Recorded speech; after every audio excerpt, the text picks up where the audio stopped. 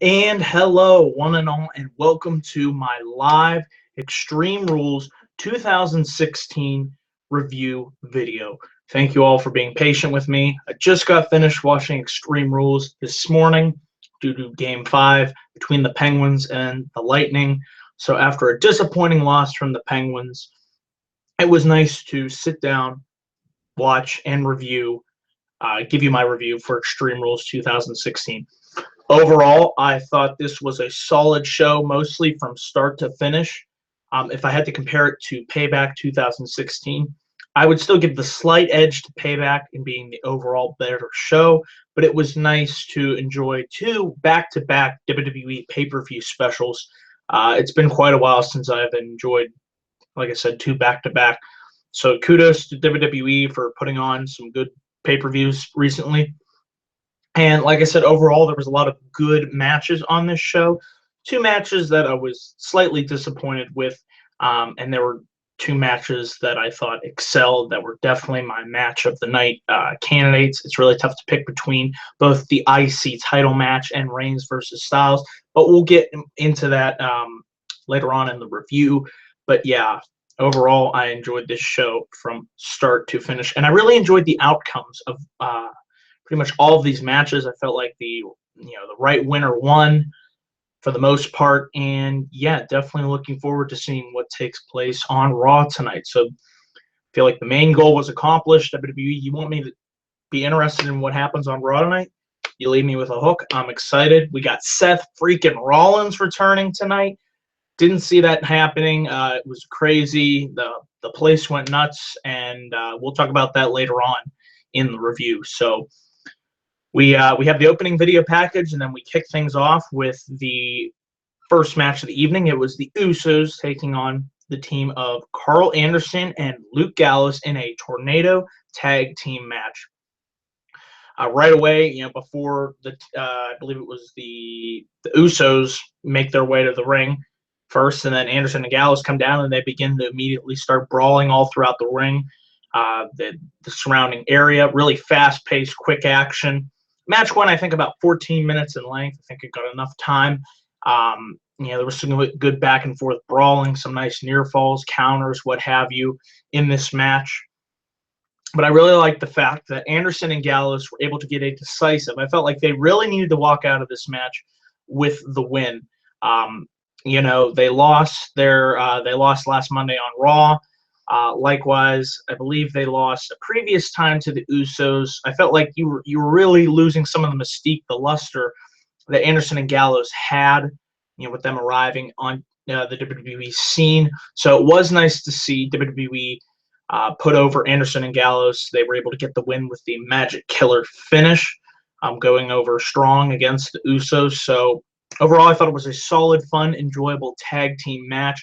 Like I said, fast-paced, quick-paced nature. I feel like you put these two teams in the ring together. They really haven't had a bad match yet.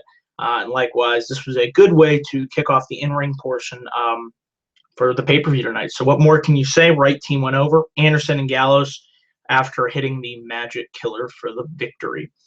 We then had the second match, which was I liked this match. I thought this was a solid United States Championship match between Kalisto and Rusev. Rusev early on really trying to apply, the physical brute power of his strength over the quick and nimble Kalisto. I thought Rusev was very effective at this, with the way he was able to really, stomp on Kalisto's chest. And when Kalisto went for his corkscrew spin maneuver, typically he hits into his opponent. Rusev just swatted him like a fly. So I thought that was another nice spot. Eventually, Kalisto was able to get some offense in on this match, but Rusev was really able to dominate most of the match. It's nice to see them building Rusev back up, as the dominant, unstoppable monster that he should have been portrayed as all this time now. Joining the League of Nations, I thought really hurt him. But now that they've split up the League of Nations, they paired him back up with Lana. Now that he has defeated Kalisto for the United States Championship, hopefully this leads to him having a lengthy reign as U.S. champion. But yeah, Rusev was really able to capitalize in this match. after he launched Kalisto onto the back first onto the ring apron. Kalisto really sold this well. They had medical doctors look at him. So I thought this was a really key, effective spot. And the refs like telling Rusev, you gotta see if Kalisto can continue to compete. Rusev doesn't care. He's going to put Kalisto in the accolade, and he gets the tap-out victory. So your new U.S. champion is Rusev. Lana's congratulating him at ringside in the ring. So, yeah, I'm happy to see Rusev as United States champion again. I feel like he has a ton of potential. And if booked properly, I feel like maybe a Rusev versus maybe a Roman Reigns feud for the WWE Championship. That would be something different, something fresh. I don't know, down the line, if you could book Rusev up as a dominant, unstoppable heel, he could be a good, WWE World Heavyweight Champion. Time will tell. We'll have to see where they go from here with Rusev as United States Champion, but I was happy with this result. After this, we had the New Day taking on the Vaudevillains for the WWE Tag Team Championships. It was not the longest match. However, I thought from what they were able to do in the ring, they made effective use of the time that they got. The Vaudevillains here, their first opportunity at the WWE Tag Team Championships. I thought they had a good outing here, but New Day, it was Woods and Big E in the match. And they were able to, match Aiden English and Simon Gotch move for move. Eventually, the thing that scares me is when Big E does this dive through the ropes. He attempted it early on in the match, but he was able to be cut off by, I think it was, let's see who cut him off. Was it? I don't know if it was Gotch or English, but the point is he tried it the first time in the match. Then the second time, Big E was able to hit the running spear on Aiden English on the outside. This left it down to Simon Gotch and Xavier Woods. Kofi was able to hit Trouble in Paradise as the ref's back was turned to Woods and Gotch, and then Woods is able to hit the Shining Wizard finisher for the victory. So the New Day retained their tag team championships, which I thought was going to happen here. So I have no problem with the New Day continuing on with their long reign as the WWE Tag Team Champions. What I would like to see is, I have a fantasy booking idea for Enzo and Big Cass for their eventual showdown, hopefully with the New Day at SummerSlam, that I hope to present in a future video. But hopefully we are on the road to seeing Enzo and Big Cass versus the New Day at SummerSlam in Brooklyn. I feel like it would be the right time, right place. So we will see where they go heading into the weeks to come with the resurgent WWE Tag Team Division scene. So, like I said, short but overall solid match. We then had it's tough. It's either this or the main event. And I'm going to have to give the slight nod to this match. This is my match of the night.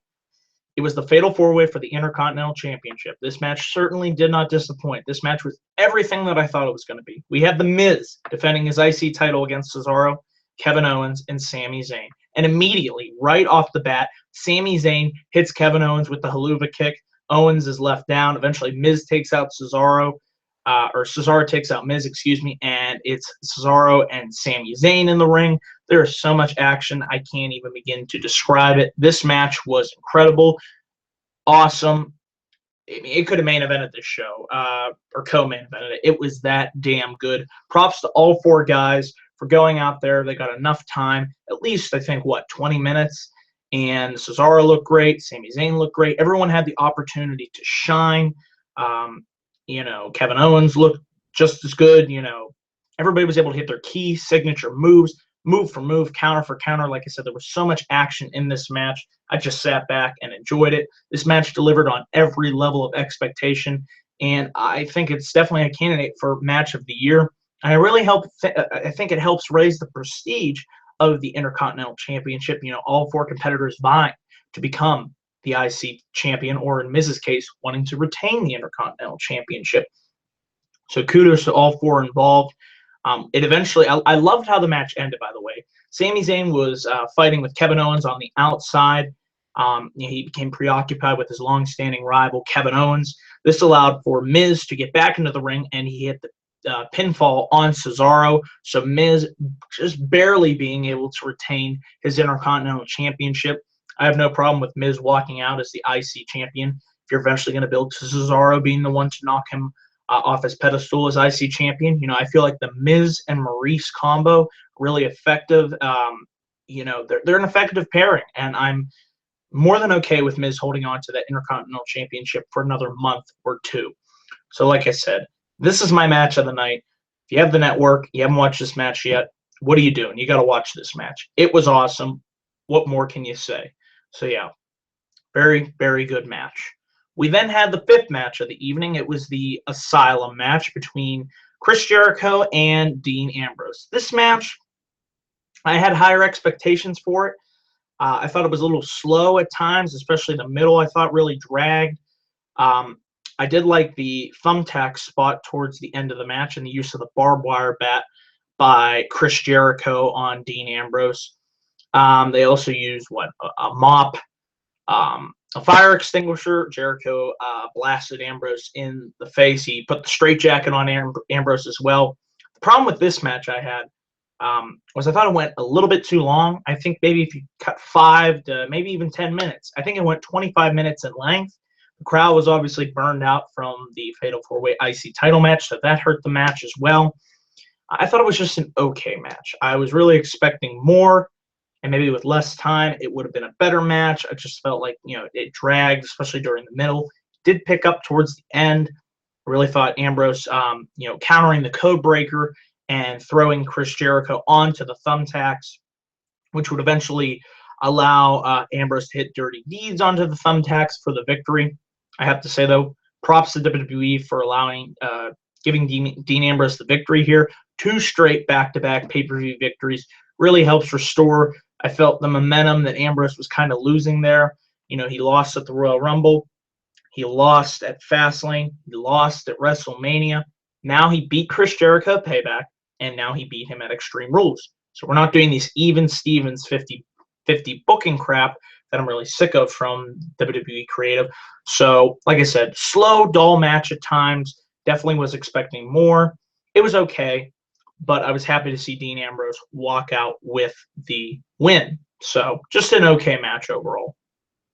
We then had the submissions match for the WWE Women's Championship between Charlotte and Natalya. This match was okay. I thought it would go longer, so I guess they were short on time, so they had to cut this match down maybe a little bit. That's not to say that it got no time at all. I just felt like it ended a little bit earlier than it should have. Crowd was sort of into it. Like I said, they were still recovering from the Fatal 4-Way IC title match. Natalya was able to hit a surfboard submission, a hold on Charlotte. Charlotte was able to get out of that hold. I think they also utilized the armbar. Charlotte was able to lock in the armbar on Natalya. Eventually, Charlotte, towards the end of the match, Ric Flair's music hits, and we're thinking, wait, he's banned from ringside. Why would he even be allowed out? If he comes out, Charlotte has to give up the title right then and there. But it's actually Dana Brooke dressed up as Ric Flair, and this allows for Charlotte to attack Natalya from behind. She eventually locks in the figure 8 submission move, and Natalya taps out. After the match, Charlotte, Dana Brooke, and Ric Flair all celebrate. So it looks like we might be having a pairing between Dana Brooke, Charlotte, and Ric Flair.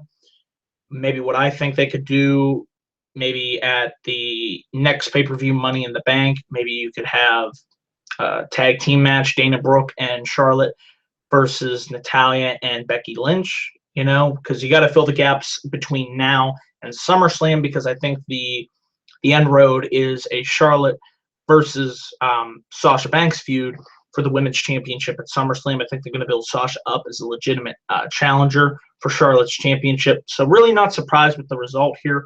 Was surprised to see Dana Brooke come out, which led to the distraction, like I said. And Charlotte was able to lock in the figure 8 for the submission victory. It was an okay match. Definitely not their best match. I thought their payback match blew this one out of the water. Likewise, the match they had on Raw in April was much better than this. So definitely, I think out of all the matches that they've had, it was the weakest. And then after this, it was our main event. And this was a standout match. Props to Roman Reigns and AJ Styles. They went out there and had a stellar match. This was Reigns versus Styles in an Extreme Rules match for the WWE World Heavyweight Championship. They went out there and they tore shit up. They fought all over the ring, out into the crowd, out into where the pre-show panel is. Reigns slammed Styles back first onto the glass, and then Styles was able to hit Reigns in the head with a very, very nice ensiguri kick. They eventually brawled back into ringside. Styles stripped the padding from the barricade and on the announcer's table. Styles tried to hit a Styles Clash, but Reigns hit him with a right hand. Eventually, they brawl further out into the crowd near the Spanish announcer's table. Styles looks to jump up and hit the phenomenal forearm on Reigns, but then Reigns is able to hit a back body drop that sends Styles through the announcer's table. So that was a really nice spot. It was a really hard-hitting physical match. Reigns later on in the match, he had Styles and he hit him into the electronic signage screen on the side of the ring. That was really sick. It looked like it really hurt. He also powerbombed Styles through the German announcer's table. And then it looked like Reigns was going to hit Styles with a spear, but Styles was able to counter, and Reigns goes through the barricade. They brawl back into the ring. Anderson and Gallows come down. They hit the boot of doom on Reigns. Looks like AJ's going to win the title here. They put Styles on Reigns. 1, 2, Reigns kicks out. Very close near fall. Usos come out. They lay Styles out with the Usos splash. And it looks like they're going to do the same thing. They're going to roll Reigns on top of Styles to get the pinfall. But Reigns kicks out there. So we have near fall after near fall. The crowd's going crazy. I'm going nuts. I'm like, who's going to walk out the winner here? Because these guys are putting it all on the line. You know, body, everything. They're going to give it all for that WWE World Heavyweight Championship. Eventually, Styles goes for another pin attempt. Styles gets a steel chair into the ring. He starts whacking away at the Usos. He hits both Usos with the steel chair. He hits Reigns with a number of relentless chair shots to the back of the head. I'm going, come on, AJ, you got this. You can win the WWE World Heavyweight Championship. However, Styles would attempt to go for the phenomenal forearm after this, but Reigns would hit the spear in midair for the win. 1, 2, 3. Retaining his WWE World Heavyweight Championship is Roman Reigns. Phenomenal match. Wasn't too surprised to see Reigns retain his WWE Championship. I didn't think it was likely that Styles was going to pick up the win, but I still held out hope that AJ would win. The surprising thing was, after the fact, Seth Rollins returns and attacks Roman Reigns. He comes from the crowd. The place is going nuts. I'm going nuts. I'm like, holy shit, Seth freaking Rollins is back. He lays out Roman Reigns with a pedigree. Might this hint at a Rollins-Reigns championship match at Money in the Bank? Or will they be saving that match for SummerSlam? The point of the matter is, tonight on Raw, Seth Rollins is back. And that gets me excited. I'm looking very much forward to seeing where they go with Seth Rollins. Guys, let me know down in the comment section below what you think of Seth Rollins' surprising return here at Extreme Rules. Do you think they're going to jump immediately into a Reigns-Rollins championship match at Money in the Bank? Or, I mean, there's a lot of different options that WWE has now. That the man that never lost his title, Seth Rollins, he was stripped of it, and he's coming back for his championship. So really surprising return. Gets me excited to watch. Got me excited to watch Raw tonight. So mission accomplished there. Overall, pretty good pay-per-view from start to finish. And before I sign off here, I have to mention the pre-show. Baron Corbin defeated Dolph Ziggler in their no DQ match, so the right guy went over there. Overall, enjoyed most of the matches. Like I said, was disappointed in the Asylum match and the submission match for the Women's Championship. But I enjoyed all the other matches on this show. And my 2 matches of the night, it's tough to pick, the IC title match and the Extreme Rules match. You got Seth Rollins' return. I'm giving this show a B+. A B+, solid, enjoyable pay-per-view. So, guys, those are my thoughts and opinions on Extreme Rules 2016. Let me know down in the comment section below what you all thought of this pay-per-view. Thank you all for watching this live review. I appreciate it. And thank you all for subscribing and continuing to tune into my videos here on my channel. Be on the lookout tonight for my live Raw review. It will return tonight at 11:15 p.m. Hope to have a special guest on, Nerd Coalition. So come join us to hear our live thoughts and opinions on tonight's episode of Raw and the fallout from Extreme Rules 2016. So until then, guys, thanks for watching, and I will see you guys tonight for my live Raw review. Peace.